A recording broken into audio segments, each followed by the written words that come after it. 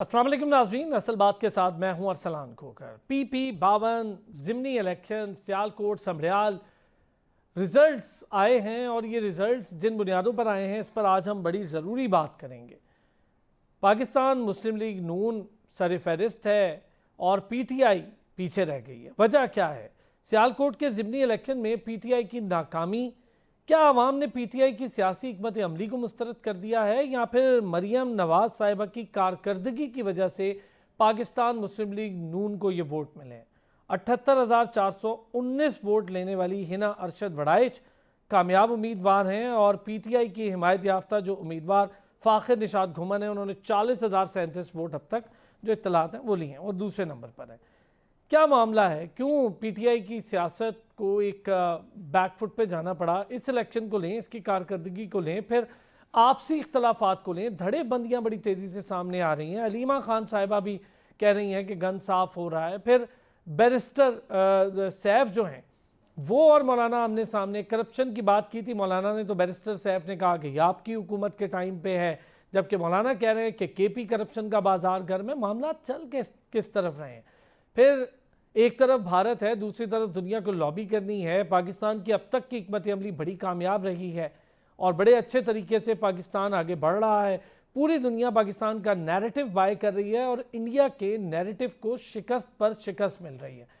और भारत के अंदर आवाज़ें उठना शुरू हो गई। कांग्रेस रहनुमा बोल रहे हैं कि BJP लीडरशिप टेररिस्ट है, BJP की लीडरशिप एक्सट्रीम माइंड है। हमने कैसे देखना है इसको भी, और आने वाले बजट को भी, आने वाले बजट में आवाम के लिए क्या कुछ हो सकता है, कैसे आवाम को रिलीफ मिलेगा।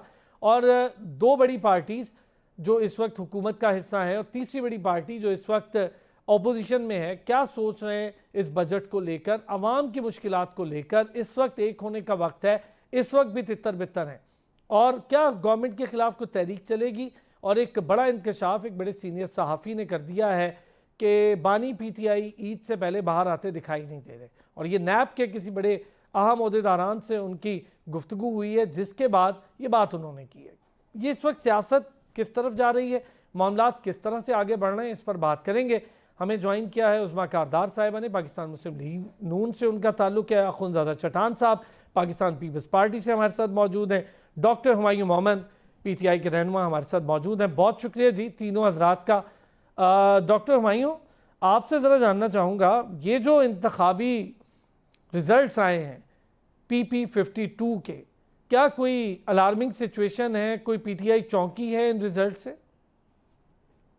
बिस्मिल्लाहिर्रहमानिर्रहीम, इय्याका नाबुदु व इय्याका नस्तईन। देखिए, इस तरह है, इसमें दो चीज़ें हैं। एक, जनरली जो बाय इलेक्शंस होते हैं उसमें क्या होता है कि जो हुकूमत में नहीं होते वो जीतते हैं, लेकिन होता है बात वो जीतते हैं। अब दूसरी चीज़ आ जाती है इस पर्टिकुलर इलेक्शन के लिहाज से। आप देखें कि यहाँ पे हमारे जितने भी जो पोलिंग एजेंट्स हैं उनको एक बहुत बड़ी तादाद को मुख्तलिफ पोलिंग स्टेशंस में पुलिस ने और इंतज़ामिया ने अंदर नहीं जाने दिया। ठीक है, इसके कम से कम कोई 15, 20, 25 के करीब तो मैं आपको बता सकता हूँ कौन कौन सी जगह पे। नंबर टू, जिस तरीके से वहाँ पे जो इलेक्शन कैंपेन जब PTI की हो रही थी, जो उनका जलसा हो रहा था, अब जलसा हो रहा है PTI का, और वहाँ पे जलसे के दौरान में आप अंदर ही बैठे हुए हैं, पुलिस ने आके वहाँ पे लाठीचार्ज शुरू कर दिया है। क्यों? अच्छा, उसमें जो ही जब आप देखते हैं कि जिन जिन जगहों पे जो लोग जो हैं, जो पाकिस्तान तहरीक इंसाफ के जो पोलिंग स्टेशंस के ऊपर, मतलब पोलिंग स्टेशन मींस जो उनके वहाँ पे बूथ्स हैं या उनके ऊपर लोग आना शुरू हो जाते हैं, तो वहाँ पे इंतज़ामिया हरकत में आ जाती है और वो चीज़ करती है। ये सारी चीज़ें अगर हम करें बिल्कुल उसी तरीके से जिस तरीके से ये लोग मैंडेट चोरी करके आए हैं, इनको तो अब थोड़ा सा ज़रा ज़्यादा एक्सपीरियंस हो गया है, तो अब इनको पता है कि हमने किस वक्त क्या करना है। तो ये चीज़ एक्सपेक्टेड थी कि ये इस तरह होगा। हम लोगों ने उसके बावजूद अगर आप देखें तो इसमें जो डिफरेंस है वो उतना ज़्यादा नहीं है। हालांकि हमारे लिहाज से ये अगर प्रॉपर तरीके से इलेक्शन होता, एक इंडिपेंडेंट इलेक्शन होता, जिसमें लोगों को आज़ादी ख्याल के हक होता, और पाकिस्तान तरीके इंसाफ को जिस तरीके से उन्होंने रखा हुआ है, तो we would have one that thing hands down. So ठीक हो गया। आपके मुताबिक इंतजामिया ने रोका, पुलिस ने रोका, जिसकी वजह से ये वोट जो है उसका तनासुब तब्दील हुआ। उज़्मा कारदार साहिबा इलेक्शन जीत गए, रिजल्ट भी आ रहे हैं, बड़े मार्जिन से इलेक्शन जीती नून लीग। यहाँ पर आपके मुताबिक क्या वजूहत हैं? मरियम नवाज साहिबा की कारकर्दगी बड़ी वजह है, या फिर पीटीआई की सियासी हिकमत अमली को मुस्तरद किया लोगों ने? रहीम, बहुत शुक्रिया अर्सलान, आपने मुझे इनवाइट किया। अर्सलान, पहले तो मैं सेनेटर साहब को मशवरा दूंगी कि कोई अपना जो स्क्रीन जो स्क्रिप्ट लिखता है ना इनका, उसको बोले थोड़ी सी स्क्रिप्ट चेंज कर दे। अब वो इतनी जो घिसी पिटी स्क्रिप्ट है ना, वो बिल्कुल जो है अब किसी पे है उसका असर नहीं होता। कोई नई नई कोई कहानी का नया रुख लेके आए। आपने मुझसे जो सवाल पूछा था उसका जवाब ये है कि जो 2000 में जो 24 में आपकी जो इलेक्शन हुई थी उसका रिजल्ट आप देख लें। पीटीआई के वो उतने ही वोट हैं, जितने इन्होंने जनरल इलेक्शन में लिए थे। अब फर्क कम पड़ा है। पहले जो नून लीग के वड़ाइद साहब हैं उनकी लीड थी 8000, ठीक है, पिछले जनरल इलेक्शन में। इस दफा उनकी जो लीड है वो 38,350 है। इसका मतलब ये है कि जो मरियम नवाज साहिबा की जो सीएम पंजाब की जो कारकर्दगी है, जो उन्होंने खिदमत की है पंजाब के लोगों की, जो वो इनिशिएटिव लेके आई हैं, जो उन्होंने प्रोजेक्ट किए हैं, जो पब्लिक वेलफेयर की, मैं आपको गिनवा देती हूँ। अपना घर अपनी छत, धी रानी, कॉलेज, मतलब मैं आपको अगर गिनवा दूंगा तो प्रोग्राम वैसे ही खत्म हो जाएगा। ठीक हो गया। वो उसकी वजह है कि लोगों में इतनी पजीराई मिली है मुस्लिम लीग नून को। एक तो उनके दिलों में मियां मोहम्मद नवाज शरीफ की मोहब्बत है। अब उनकी मरियम नवाज साहिबा जो उनकी बेटी हैं, उन्होंने जो खिदमत का रिकॉर्ड कायम किया है, वो अब आयरन लेडी बन गई है पंजाब की। और लोगों को जो जिंदगी में जो अब बेहतरी आ रही है, अस्पतालों में बेहतरी आ रही है, उनके तालीम में बेहतरी आ रही है, उनको सहूलियात मिल रही हैं, वो पूरी दुनिया को नजर आ रही है। चले, आपके मुताबिक जो मरियम नवाज साहिबा की कारकर्दगी है उसकी बुनियाद पर ये PP52 के इलेक्शन है, ये रिफ्लेक्ट कर रहे हैं इसके रिजल्ट्स। अखुंजादा साहब, क्या कोई रिजल्ट्स देखकर आपको कुछ कहेंगे इस पर, या फिर आप भी समझते हैं कि इस वक्त पीटीआई की सियासी हिकमत अमली को मुस्तरद किया लोगों ने? बिस्मिल्लाहिर्रहमानिर्रहीम। देखिए जी, ज़िमनी इलेक्शन हमेशा जो है हुकूमती जीतते, और अक्सर वो लोग जीतते हैं जो पहले से जीता हुआ होता है। आपको याद होगा गिलानी साहब ने इस्तीफा दिया, दोबारा इलेक्शन हुआ, दोबारा वही सीट हमने मुल्तान से जीत लिया। लेकिन इसमें कोई शक नहीं है कि अवाम ने पीटीआई को मुस्तरद किया है। इसमें सिर्फ इनके पॉलिसियां नहीं है, इसमें इनके कारकर्दगी भी शामिल है। इसमें बुज़दार ने जिस तरह पंजाब को चलाया था वो भी शामिल है, महमूद खान ने जिस तरह सूबे को चलाया था वो भी शामिल है। और आज गंडापुर साहब जिस तरीके से चला रही है पुख्तनख्वा को, और जिस तरीके से हर रोज स्कैंडल आ रही है, करप्शन पे करप्शन के स्कैंडल आ रही है, हेल्थ में आ रही है, एजुकेशन में आ रही है, CNW में आ रही है, इरिगेशन में आ रही है। हद तो ये है कि मस्जिदों तक माफ नहीं किया है। मस्जिदों का जो सोलर्स थे इसमें भी करप्शन आया, करप्शन के बड़े बड़े दास्ताने हैं। और मजे की बात यह है कि ये जो करप्शन के दास्ताने हैं ये कोई अपोजिशन वाले बयान नहीं कर रहे हैं, ये इनके अपने लोग, इनका अपना स्पीकर कह रहे हैं कि एक छोटा सा जिला जो पुख्तनख्वा में सबसे छोटा जिला है कोहिस्तान के, इसमें 40 अरब का करप्शन हुआ है। आकिब खान कह रहे हैं, शकील कह रहे हैं, इनके अपने मिनिस्टर अपने पार्टी के लोग कह रहे हैं। तो जाहिर बात है कि पुख्तनख्वा का जो हुकूमत है वो पीटीआई का शोकेस है। लोग इसको देखते हैं कि पीटीआई ने पुख्तनख्वा में क्या किया। 13 साल इनके हो गए, 49 लाख बच्चे जो हैं वो स्कूलों से बाहर हैं।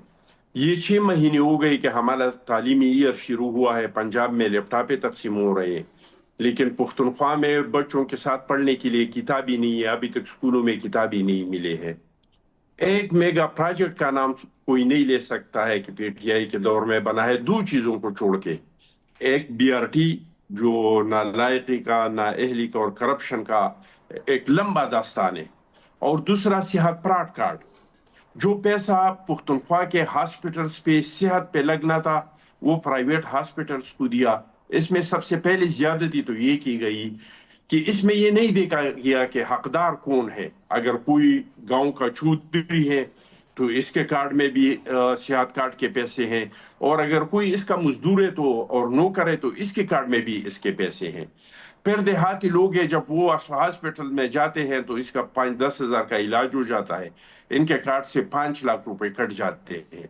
तो ये दो मंसूबों के अलावा कोई मेरा पीटीआई का भाई एक महकमे का, एक मेगा प्रोजेक्ट का नाम नहीं ले सकता है कि ये 13 साल में पुख्तनख्वा में बना है। तो आखिर जितना भी ब्रेन वॉश हुआ है पाकिस्तान के अवाम का, आखिर तो इंसान है। आखिर ना एक दिन तो समझेंगे कि भाई ये लोग कह क्या रहे हैं और कर क्या रहे हैं। कह तो ये रहे हैं कि हम करप्शन एक के तो बहुत आपने दो खिलाफ हैं। कारकर्दगियों का जिक्र कर दिया, एक पुरानी पंजाब की कारकर्दगी, एक केपी की हालिया कारकर्दगी। मैं जरा एक ब्रेक के बाद इस पर भी बात करता हूं। वेलकम बैक जी। डॉक्टर हुमायूं, दो चीज़ें सामने आई। उज़मा कारदार साहिबा का कहना है कि बहुत हो गया, बहुत सारी चीज़ें हैं जो पुरानी हैं उसको थोड़ा नया करके बयान करें, और दूसरा उनके मुताबिक कि मरियम नवाज साहिबा की कारकर्दगी जो कि अब पूरे पंजाब में जिसको डिस्कस भी किया जा रहा है उसकी बुनियाद थी। फिर अखुंज़ादा साहब कह रहे हैं कि जो उस्मान बुज़दार साहब हैं काफ़ी डैमेज पहुंचा गए पंजाब में पीटीआई को, और इस वक्त केपी गवर्नमेंट और उसकी कारकर्दगी को लेकर भी लोग सोचने पर मजबूर हुए। देखिए, इस तरह है, मैं थोड़ा सा उज़मा साहबा के लिए बात बदल के बता देता हूँ। अब ये याद रखना कि पाकिस्तान के अंदर जब इलेक्शंस होते हैं तो तीन ऐसी क्या कह सकते हैं उसके इदारे हैं, प्राइवेट इदारे हैं जो कि इलेक्शंस को मॉनिटर करते हैं मुख्तलिफ तरीक़ों से। कोई सीट टू सीट देखता है, कोई क्या देखता है, कोई क्या देखता है। इसमें पटन उनमें से एक है, फाफन है, दूसरा है, और तीसरे का भी दिमाग में नाम आ जाता है। ये तीन हैं जो वो करते हैं। अच्छा, इसमें से पटन को उन्होंने क्या देखा? उन्होंने देखा कि पाकिस्तान में टोटल कितने तरीकों से धांधली होती थी पिछले लेट्स से 50, 60, 70 सालों से, कितने तरीकों से धांधली होती थी। तो उन्होंने कहा तकरीबन तकरीबन 126 या 135 तरीके से नॉर्मल धांधली होती है, जिसको उन्होंने डिवाइड किया pre poll, during poll and post poll rigging में डिवाइड किया। फिर उन्होंने 2024 को उन्होंने लेकर देखा और उन्होंने देखा कि इसमें 64 नए तरीकों से धांधली हुई। अच्छा, जब उन्होंने ये रिपोर्ट शाया की फरवरी के अंदर, आपको पता है उसका आउटकम क्या हुआ? उसका आउटकम ये हुआ कि उन लोगों को बिल्कुल ही, इन लोगों ने उनके सारे ऑफिसेज बंद कर दिए, इन लोगों ने उनको यहाँ से वो कर दिया, उनकी जो जो चलाते थे बारी साहब थे उनके ऊपर केसेस करना शुरू कर दिया। तो this is how they run the elections. ये लोग, मेरी नज़र में, इन लोगों ने ना कभी स्कूल में ना कभी कॉलेज में मेरिट पे एंट्री लिए, हमेशा सिफारिश की करवाई है और या पैसा चलाया है। अच्छा, एक चीज अगर मैं डॉक्टर साहब आपसे, सॉरी आप कथा कलामी है, लेकिन एक चीज पूछूं उसमें ऐड अप कर दीजिएगा। डस्का के इलेक्शन भी तो हुए थे, उस पर भी तो इतनी ज्यादा आवाजें उठी थी और वो भी आप लोग थे उस वक्त, तो क्या फर्क हो गया? देखिए, मैं आपको बता देता हूँ, मैं उसको डिफेंड नहीं कर रहा और ना मैं करूंगा। मैं किसी गलत काम को डिफेंड करके मैं अपने आप को खराब नहीं कर सकता। ठीक है, अगर हमारे टाइम पे कोई चीज़ गलत हुई थी, दैट डजंट मीन कि चूंकि वो हमारे टाइम पे हुई थी तो मैं उसको डिफेंड करूंगा, और अगर इनके टाइम पे कोई गलत चीज़ हुई है तो जस्ट बिकॉज के इनके टाइम पे हुई है तो मैं उसको खराब कहूंगा। ठीक है, गलत चीज़ गलत है, जिस मर्जी टाइम पे हो जाए। दूसरी चीज़ मैं बता रहा था कि ये लोग हमेशा सिफारिश पे आते, मेरिट पे नहीं आते। चाहे वो इलेक्टोरल प्रोसेस हो, चाहे वो पॉलिटिक्स में हो, ये हमेशा सिफारिश पे आए हैं। सिर्फ एक जगह ये मेरिट पे गए हैं और वो है जेल। जेल हमेशा ये मेरिट पे गए हैं। जेल से निकलने के लिए भी इन्होंने सिफारिशें लगाई है, कभी सऊदीया की सिफारिश, कभी यूएई की सिफारिश, कभी किसकी सिफारिश, कभी किसकी सिफारिश। That is the only place जहां पे जाते हुए ये मेरिट पे जाते हैं, निकलते हुए ये लोग सिफारिश पे आते हैं। अब मैं दूसरी बात करता हूँ, अखुंज़ादा साहब ने बात की है। देखिए, मैं आपको स्टेटिस्टिक्स बता देता हूँ, मैं आपको फैक्ट्स बता देता हूँ कि ये जो हेल्थ कार्ड की जो बात है, मैं क्या उसमें गलतियां हुई हैं, क्या उसमें लोगों ने बेईमानी की है, डेफिनेटली की होंगी, मैं उनको डिनाई नहीं करता, ठीक है। लेकिन इसकी एक रिपोर्ट आई थी, उसमें रिपोर्ट में ये थी कि ये 96% एक्यूरेट था, 4% इसके अंदर हुई थी, और इसके अंदर तकरीबन 10 लाख से ज्यादा फैमिलीज को रिलीफ मिली थी। आप सोचे 10 लाख फैमिलीज से जब रिलीफ मिल रहा है, उसमें क्या है। और अपोज टू दैट थिंग, अब मैं आ जाता हूँ थोड़ा सा खुनजादा साहब को बता देता हूँ। रिसेंटली एक स्टडी, एक एक खबर शायद हुई थी कि जिसमें बीआईएसपी के अंदर, पंजाब के अंदर कोई 4 या 5 जगहों के अलावा पता नहीं 1.5 या 2.25 अरब रुपए के पैसे या इस तरह किस्म की चीजें, सॉरी ये हैम्पर्स थे, फूड हैम्पर्स थे। वो फूड हैम्पर्स का कुछ पता नहीं चला वो किन को मिल गए, वहाँ आगे डिस्ट्रीब्यूट नहीं हुए, क्या चीज़ हुए। तो क्या ये सारी चीज़ें जो होती है ना, ये इसको भी आप ज़रा देख लें, और अपने जब आप टॉक शोज कर रहे होते हैं तो उसके ऊपर इसका जिक्र कर लें, बड़ी बिल्कुल कर रहे मेहरबानी हैं, होगी। बिल्कुल कर रहे हैं, इसीलिए हम आज बात भी कर रहे हैं। खुंजादा साहब को जवाब देना चाहेंगे इस बात का, बीआईएसपी प्रोग्राम वर्सेस जो ये सेहत कार्ड था। मैं डॉक्टर साहब, मेरा बहुत मुहतरम है, मैं इनका बहुत इज्जत करता हूँ। मेरा भाई है, मेरा इलाके का पड़ोसी भी, ये मुमंद का है, मैं बाजोड़ का हूँ। मैं सिर्फ दो बातें करना चाहता हूँ कि बीएसपी में तो करप्शन का सवाल ही पैदा नहीं होता है। ये बीबी के नाम का प्रोग्राम है, और अगर इसमें कोई करप्शन में मुलविस हुआ तो बाकी इदारे तो बाद में इसके एहतसाब करेंगे। हम पीपल्स पार्टी के वर्कर और चेयरमैन बिलावल भुट्टो साहब, जिसकी वालिदा के नाम पे, शहीद मुहतरमा के नाम पे ये प्रोग्राम है, वो इसका पहला एहतसाब करेंगे। मैं डॉक्टर साहब से सिर्फ दो अर्ज करना चाहता हूँ। आप मानते हैं कि धांधली होती है पाकिस्तान के इलेक्शनों में? बिल्कुल होती है, मैं भी मानता हूँ। मैं तो 97 में से इलेक्शन लड़ रहा हूँ, और एक सियासी वर्कर हूँ, स्टूडेंट्स लीडर हूँ, ग्रास रूट लेवल से आया हूँ। मुझे पता है कि पाकिस्तान में कोई भी इलेक्शन धांधली के बगैर नहीं हुआ है। आप भी मानते हैं, आप भी मानते हैं कि इस मुल्क में करप्शन है। मैं भी मानता हूं कि इस मुल्क में करप्शन है। तो फिर इसका हल क्या है? इसका हल ये है कि आप लोग सियासतदानों के साथ बैठ जाए, तमाम सियासतदान बैठ जाए और दो काम करें। एक इस तरह के कानून साजी करें कि आने वाला जो इलेक्शन हो, उसको हम यकीनी बनाए कि आने वाला इलेक्शन साफ हो, शफाफ हो, जो जीते और जो हारे दोनों तस्लीम करे। ये पीपल्स पार्टी का मुतालबा है। 2018 में भी हमने कोशिश किया था, वक्तन पे वक्तन हमने कोशिश किया है। उज़मा कारदार साहिबा क्या मैं कहेंगी जी? अभी आपने सुना भी कि जिन मामला पे उन्होंने कहा जी नए तरीके से बता देते हैं, फिर उन्होंने कुछ रिपोर्ट्स भी शेयर की डिफरेंट प्राइवेट ऑर्गेनाइजेशंस की, फिर उन्होंने कहा जी कि इसके मुताबिक जो पीटीआई है उसका वोट बैंक कम नहीं हुआ है। अच्छा देखिए, बात सारी ये है कि मेरिट पे तो सिर्फ पीटीआई में काम होता है, बाकी पार्टीज में कौन मेरिट को पूछता है। अब गुलजार जो था वो टोटल मेरिट पे आया था, उसको नून लीग ने टिकट नहीं दी 2024 की इलेक्शन में, तो वो रोता पीटता आया बानी के पास, तो बानी ने कहा चलो बुशरा साहिबा की सिफारिश है तो मैं तुम्हें बना देता हूँ चीफ मिनिस्टर। महमूद खान के मुतालिक भी देख लें, कोई जानता ही नहीं था कि महमूद खान कौन है कौन नहीं उसको। अच्छा अब की बात आप कर लें, सबसे ज्यादा मेरिट जो था वो सलमान अकरम राजा का था, क्योंकि उनको पार्टी में आए जो है वो बानी के केस लड़ते लड़ते वो इलेक्शन लड़ने में जनाब शुरू हो गए। तो मेरिट तो सिर्फ पीटीआई में ना, बाकी तो किसी पार्टी में मेरिट नहीं है। और दूसरे आपको 72 सीटें लेके जब ये आए थे इक़्तिदार में 2018 में, और आरटीएस पे इनकी वो थी, तब तो बहुत अच्छा माहौल था, तब तो हर चीज बड़ी फ्री एंड फेयर हो रही थी, तब तो फाफिन भी बहुत जबरदस्त रिपोर्टें दे रहा था, हर इदारा जो था वो कह रहा था क्या साफ शफाफ चली हवा ये। अब देखे ना, ये तो मैं आपको बता रही हूँ स्क्रिप्ट का प्रॉब्लम। स्क्रिप्ट कहती है कि जो सीट पीटीआई जीत जाती है वो साफ शफाफ चली है, चाहे वो डस्का भी हो, जहां पे चाहे वो पूरा केपी भी हो, वो सब साफ शफाफ है। लेकिन कोई और पार्टी कहीं से भी अगर जीतती है वो जानती है, वो तो जनाब वो तो फिर आप रिपोर्टें दुनिया जहान की ले आए और आप पढ़ लें।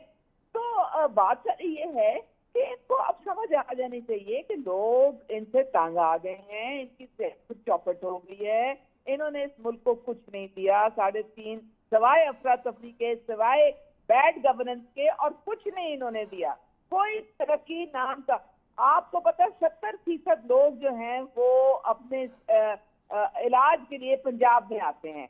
इन्होंने जो हेल्थ कार्ड का घोषणा किया था अपने दौर में, उसमें जो सरकारी अस्पताल है उनका बेड़ा गर्क हो गया था, क्योंकि अच्छा उस्मा साहिबा, एक चीज प्राइवेट प्रैक्टिस में जाके तो अपनी चांदी उनकी लगी हुई थी। इन्होंने इस तरह से डिस्ट्रॉय किया तमाम सरकारी अस्पतालों को, जो कि अब पंजाब में मरियम नवाज साहिबा नए सिरे से उनको रीवैम्प कर रही हैं।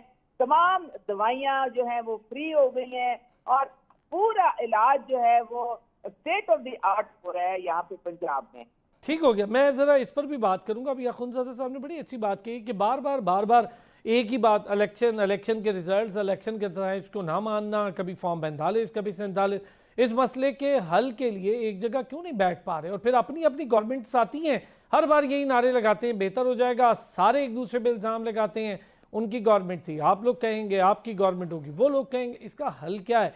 और दूसरी तरफ को तहरीक अगर पीटीआई, जिसका जिक्र हो रहा है पीटीआई के मुख्तलिफ हलकों में चलाने जा रही है, कैसी तहरीक, किस बुनियाद पर चलेगी ये तहरीक, और फिर इस तहरीक के क्या असरात होंगे, गवर्नमेंट इसको कैसे ले रही है? वापस आते हैं ब्रेक से, इस पर बात करें। Welcome back. उस्मा साहिबा, आप प्लीज़ ब्रेक पर जाने से पहले कुछ कहना चाह रही थी कि इलेक्शन के नताए जिसके मामलात को लेकर अभी अखुंज़ादा साहब ने कहा कि कोई एक जगह बैठ जाए, कोई एक ऐसे इदारा, कोई ऐसी कमेटी, कोई ऐसी फॉर्मेशन कर लें जिससे ये सारे मसाइल हल हो। क्यों नहीं करते सारी जमातें? देखें आप अरसलान, आपके पास सबसे बड़ा इदारा जो है पाकिस्तान का, वो पाकिस्तान की पार्लियामेंट है। आपकी फेडरल गवर्नमेंट जो है वहां पे काम कर रही है, आपकी नेशनल असेंबली जो है पूरी इस वक्त फाल है। आपके तमाम सूबों में आपकी असेंबलियां हैं, वो फोरम है जहाँ पे आपने बैठ के आपने इलेक्शन रिफॉर्म्स की तरफ बढ़ना है और उस एजेंडे पे सब ने मिल के सर जोड़ के जो है आगे बात करनी है।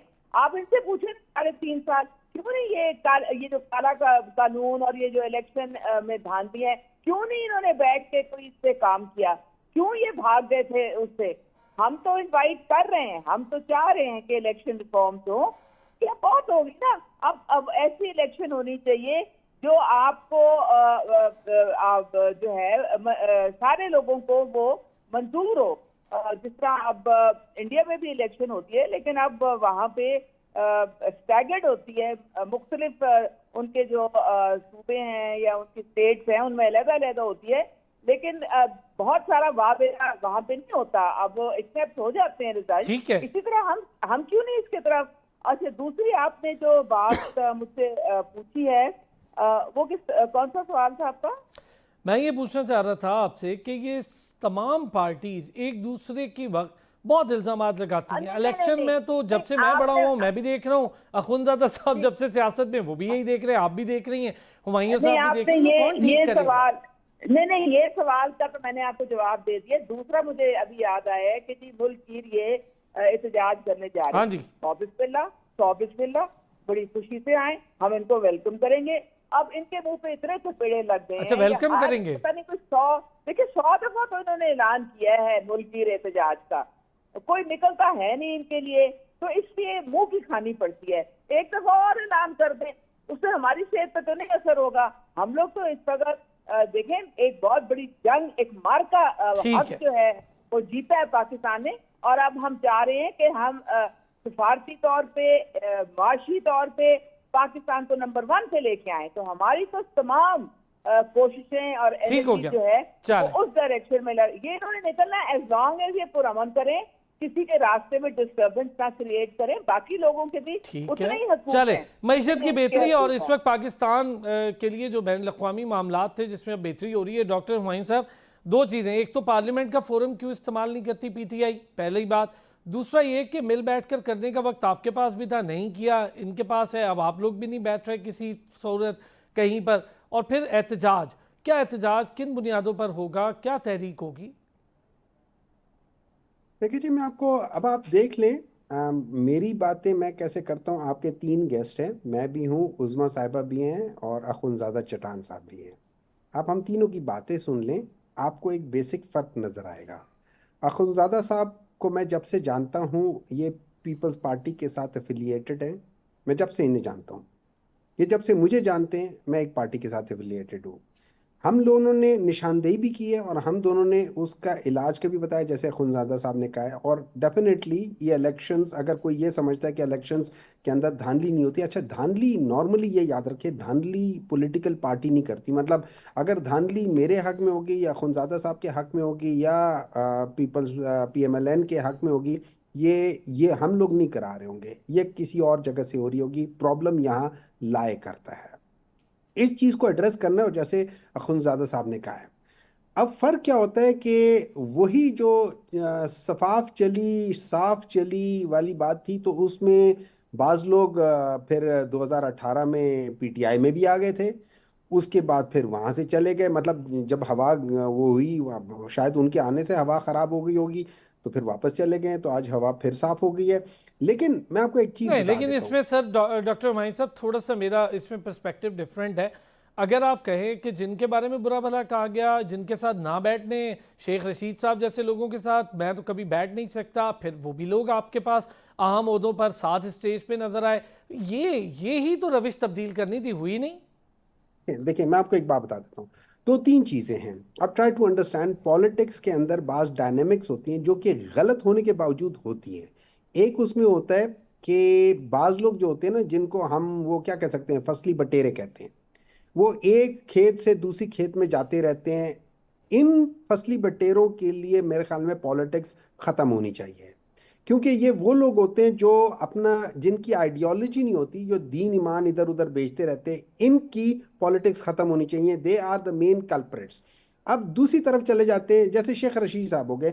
अब मेरी और शेख रशीद साहब या मेरी अखुनजादा चटान साहब की पार्टी, हमारे दरमियान में डिफरेंसेस होंगे, जैसे इस वक्त PMLN और पीपल्स पार्टी के दरमियान में।